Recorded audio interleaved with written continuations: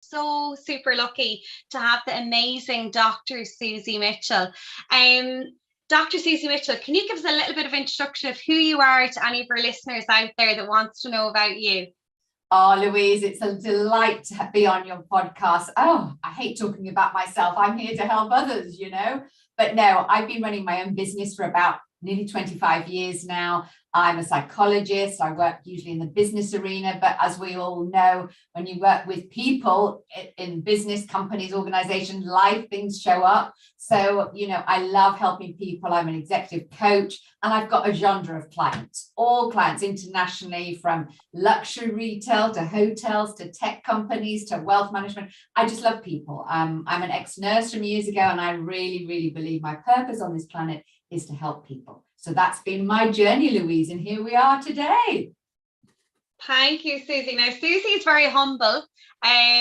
So please check her out, and I'll give her social media channels at the end, but she is a wonderful coach that I've gotten to know through the amazing LinkedIn, and she works with Tony Robbins as well. She's a really amazing coach, and she's a lot of fantastic things there to say about coaching. And yes, you can see that in her values are helping people in the way she gives her time to people and is so supportive. Thank you for joining me. So we're going to delve into coaching and leadership coaching in particular. And this is something very close to my heart, all around purpose and alignment. And for me, the journey came from, I suppose, my why needed to be bigger than my try. And this was a big learning curve for me, because I think for a long time, I always liked helping people, and I didn't know what that entailed. And I fell into retail, and it grew a pair of legs where I was exposed to coaching, and it grew from there. My fascination with coaching is bringing it into retail and bringing it into that space, because it doesn't really exist in the culture of retail as much as what I'd like to see. I think it's in a lot of other industries, but we're not really seeing a lot of it in that industry. Susie, in your experience, I suppose, how does a leader support their team as a collective when coaching them on kind of learned behaviours? Because it can be quite tricky at times. It definitely can be, Louise, definitely. I think the reality is that more and more is being demanded, and change needs embracing by the workforce. And I would say, does the workforce have the confidence, the experience, and the commitment to adapt, undoing the learned behaviors, that are no longer relevant within the culture of the business? And I definitely think there's two qualities that I think are important: is ownership and responsibility. But what makes people choose to take this? And I think leaders need to engage the workforce so they decide to make the choices they need to. So choices. And I think these days there is more awareness of personal needs, searching for that meaning and that sense of purpose, like you mentioned earlier. I think when we're living in such a fast moving world now, with everything constantly changing, I think we need to adapt with the flow of this. And how I do it with working with leaders is I coach leaders through programs of a cultural cycle and the ingredients of success that enable them to do this. As you've said, I work with the likes of Tony Robbins, and I've done Brené Brown and Robin Sharma. I've worked with them. And I think I've collected what I believe are the best questions that actually shift people's learned behaviors. And I've used them time and time again with staggering results that I'm proud to see people stepping up even more into their desired change and to impact the people within their business. So that's what I would say. Yeah. I suppose going in there as a manager, and we've all gone into, I suppose, organizations where you can feel that culture isn't right. You can feel that there's something it doesn't feel right. There's an ickiness in the air. There's something heavy in the air, and you're trying to figure out how to unravel that. What questions can you give examples, or what would you kind of we talked about talking to the individuals. What would you say would be kind of questions that would really maybe unravel that with the team, that people can maybe use to try and figure out what it is that's going on there? Yeah, three questions come to mind that I think that I use anyway, So, and obviously people can listen to this afterwards and capture these questions down and everything. And I think one of them would be, how would I need to look at this differently to get a positive result. So it's helping the brain shift and looking at differently. And the second question I would say, what could I do differently today to make me feel better? You know, I think if we use the word differently a few times, the brain starts to open the cogwheels to think differently, to act differently. And then the last question I would recommend is definitely, how can I take responsibility for this change and manage it effectively and elegantly? Though, I mean, in 25 years, I've collected so many questions that I've used with all my clients. And obviously I've been on trainings. And I think those three really immediately get the shift, get our brain to look at it, and then it can start changing behavior. Yeah, definitely. And yeah, I think questions are amazing. They really unravel it. And I think a lot of people, a lot of maybe leaders or managers that I've come across are very quick to give advice or to jump in. And I think it's having that patience and that quietness to be able to ask those questions, but to give room for people to be able to answer them in the right way. I think there's two extras to add in there. I think what's important is, I've learned over the years that questions are the answers. Questions are really powerful. That's really powerful. Questions are the answers. I love that flip.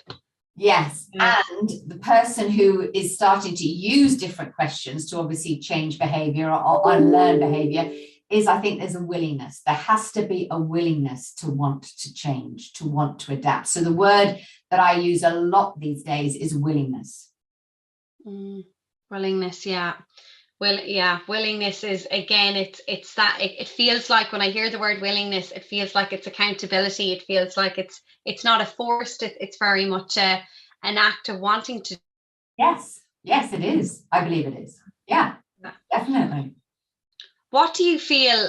I suppose we have leaders that are in positions that mightn't display some of these qualities to maybe do this. What do you feel is the kind of key ingredient? What do you think they need to have? We talked about willingness, accountability, to have these kind of coaching conversations. And we know some managers might have it and some mightn't. What do you think is important for them to have these conversations? Because not everyone has had that trainer, and not everyone knows how to do that, Susie. I think there's some leaders in positions that maybe were moved into that role really quickly, or maybe they were moved up and they're not too sure how to manage those conversations. What do you feel they need to have those conversations, quality wise or skills wise? I think, again, the leader's got to keep learning, keep on that life journey of, how can I become better? I talk about the 2 millimeter shift with leaders, taking that self-ownership, taking that self-responsibility. Everybody gets challenges in business and in life. Business mirrors life, really. So it's finding out, right, how do I take my self-responsibility to progress me so that I can help others in the workplace or in my personal life? I think it works across the board. So I would say they need to take that self-responsibility. And that, to me, is a quality. Because so many people don't want to look in the mirror. So many people don't want to show up to be the best they can be. They're comfortable. They're steady eddies, whatever it is. But I think if you choose to be a learner, a student of life, I look at it every day. How can I be the best I can be to help deliver to my clients? And I think the biggest would be self-responsibility. I would say there, definitely, Louise. Definitely. Okay. Yeah, really, really good. Yeah. And I'm just, all these things are popping into my head as you're saying, that self-awareness. And I can actually picture people through work or personal who have had that level. It's really, really interesting. A coaching question I've used a few times is, who do you admire? Yes. And what qualities or behaviors or values do they display? Yeah, and really get the conversation going that way. So it's really interesting to see it from a perspective of that. What do you find, I suppose, looking at the roles and finding your purpose, how does that play in a person's overall fulfillment of life? Because I know from having, I suppose, performance conversations, and I would always bring it back to the individual. The business would always have a document, and I'd always go outside of that, because I know when you're dealing with people, we can talk about key performance indicators and all of this, but that's not really going to get them motivated to go on the sales floor and increase these KPIs. But some people don't know what their why is, Susie. A lot of people don't know what their why is. And I know it took me a really long time to know what my why is.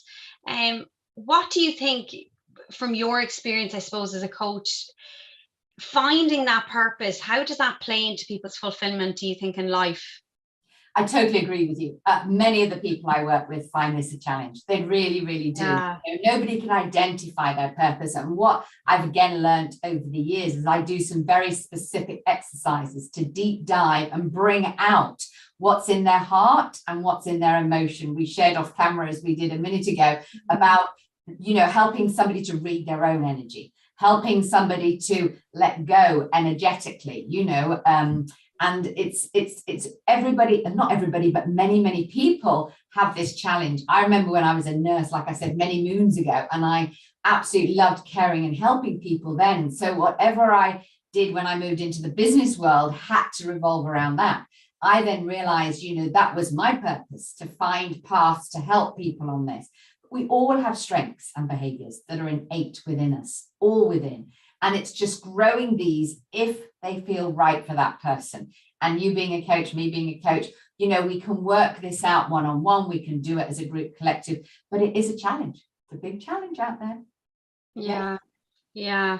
It's quite interesting. And anytime I looked for my purpose or my why, I had to go backwards. I had to really work a lot on reflecting and journaling and seeing, you know, what got me really excited, even going back to my childhood. What did I like doing? What gave me energy? And nearly finding those little patterns or those little snippets, because we leave trails, we leave breadcrumbs along the way. And it's finding those breadcrumbs. So yeah, it's really interesting, I think. And I think a lot of people through COVID, because we had to stand still, they had a lot of that time to reflect. And that's really where my purpose journey really gained wheels and traction, because I had to stop. And that's where that came into. So I just wanted to get your view on that. So it's really interesting to hear. And we shared helping is definitely a value. I think most coaches and helpers, I think, have that inside them, that giving and that helping and wanting to help others. They do. I also like your word reflection. You know, I do a technique called the self-reflective mirror, and it's exactly what you said. We've got to sometimes go back to go forward, find out, you know, from the past what worked, what didn't work. You know, is it a behavior? Is it a feeling? Is it emotion? There's so many things, but it's very true. The word reflection is part of it as well. Yeah. What does it being aligned mean to you? Because alignment is very much a buzzword. It's been a buzzword, I think, recently, and we're talking about it a lot. And I'm always interested to hear, what does aligned mean to you? If you could sum it up or say to somebody, what does it mean? Well, let me tell you what it means to me. I think it's truly living our true values. That's what I believe it is. You know, when behaviors, thoughts, others go against their values, that is when so many unpleasant things happen to them. You know, there could be conflict, there could be negative situations. Even when people have healthy debates, I call them, you know, when people have different opinions, it's so important to understand somebody else's point of view. We may not agree with the certain parts of the discussions, you know, but see it as a gift when you're having that healthy debate with other people if they go against your values and things, because we need to understand others. But I would say absolutely, you know, aligned means living to the values. Most definitely. Yeah, I love that. When I looked back on my journey and seen helping and kind of figured out helping, how does that, you know, because it's very much a vague. And I remember doing a values assessment matrix, and I was coming back with all these words, and again, it was like a puzzle almost, figuring it out. And I think what you touched on there, that's something that's very important to me. And when I look back on my journey, I was serving customers, I was serving my staff, I was helping build, you know, so it all did come back to serving and helping people. I was in a service industry, so it fed into that. So yeah, it's just really interesting to hear that, Susie, values, because we do have them. And I think sometimes people, when they hear the word values, they kind of think it's very much a far away thing, it's very abstract. But I think sometimes we bring it back to what we do in a day-to-day life and what those actions are. That is, it's a simplified version of what it is that we're really talking about today. Yeah, definitely. Yours is helping, Susie. So I'm gonna put this back to you. Your value is helping. How does it show up in your daily life? How does yours show up? Because I love asking, I love putting a little story together of what that looks like. I think in my daily life, one of the absolute my values are that I have daily thoughts about is gratitude. Gratitude, gratitude of people, gratitude of experiences, even the challenging ones, Louise. As I believe, I may need to hear that lesson over and over again until I get it. I'm every day I say I write a gratitude journal every few days, what I'm grateful, but I literally, because I choose to be a student of life, I keep saying to myself, how can I be an even better person, with my gifts to serve others? So I would say, the daily thoughts I have about gratitude, that's what keeps me to my North Star and keeps me to my true values. Definitely. I love that. It's beautiful. I love that. I think gratitude it's very underestimated, but it's such a powerful tool. It is so powerful. It's amazing what it does. And it's writing that down. I think it really brings it to life. But also, I don't know whether you know this, and you may know this, but gratitude and fear cannot live in the mind at the same time. You can't have gratitude thoughts and fear thoughts. Oh, I love that, Susie. One or the other. It's really interesting. So if you fill your heart, your soul, your mind with gratitude, it mitigates, it really brings down the not so good side of things. I love that, Susie. Love that. I'm gonna write that down. I love that. If you can't see right now, anybody, but if anyone was in my office, right behind my laptop, I have these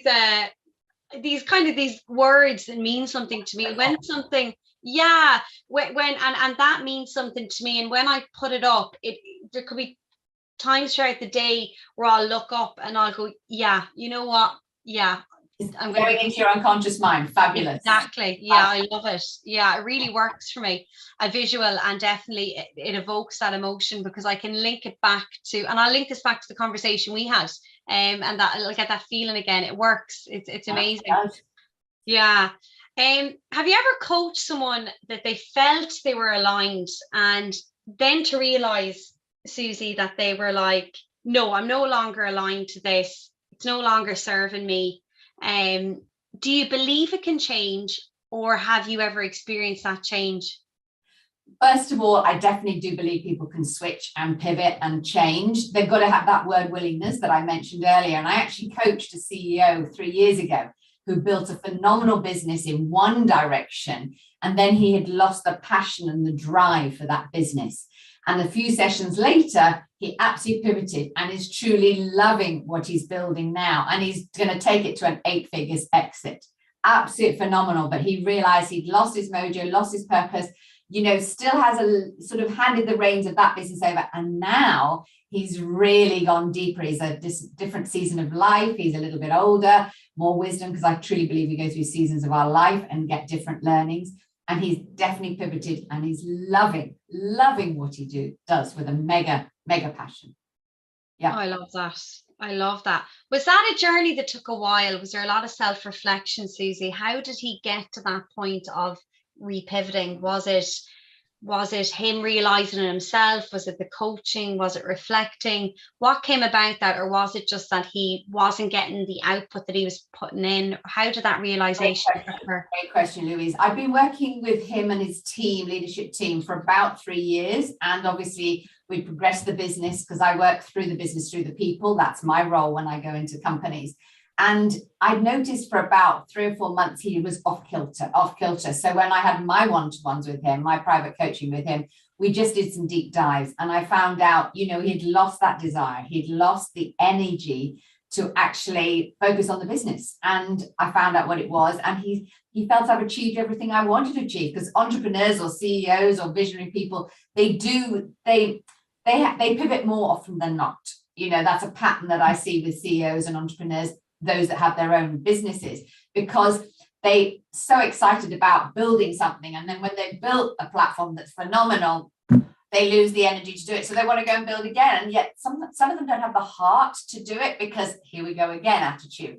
So it took about 3 coaching sessions with him when we identified. I had to call him out on it one day, and I said, you know, you're not living your truth. And he went, how did you know? And I said, listen, I'm not going to mention his name, but I've been working with you a long time, I know. And it took about 3 coaching sessions, and then the light bulbs went off, and he said, I've just got to let go of that, hand the reins over and move on to the next. And, you know, it's just having that realization, that awareness. Yeah, that's really powerful. And it's great to have that. I think, you know, you mentioned calling them out on that. And I think sometimes as coaches, and I know myself when I started coaching, I was actually afraid to call my coachees out on stuff. And it did take a while, because you're trying to, you know, it's there, and you're asking those questions, and you're unraveling and you're unraveling, and then you're going, okay, you know, it's going to happen, and then it doesn't happen. So I think I love that approach, Susie, of we are the mirror, I think, to our coachees. We mirror, and I think it's very important as well that when we see that we do call it out, because it helps them on that journey. Yeah, I do believe coaches are there to call them out. Once you've built your trust rapport and you have that relationship, you can, because what's the point of being their coach if we can't have honesty again? Yeah, definitely.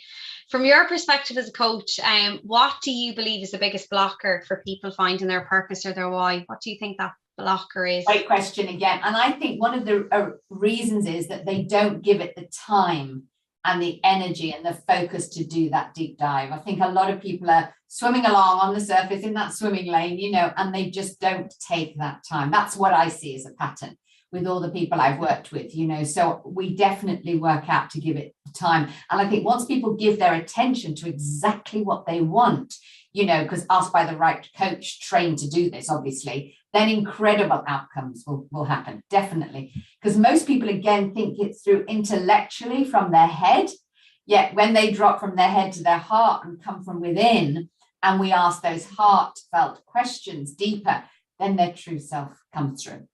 I think many people do not want to be perceived by others with the true, real belief systems. People wear a mask, you know this. And I think perceptions can really prevent people from living their truth.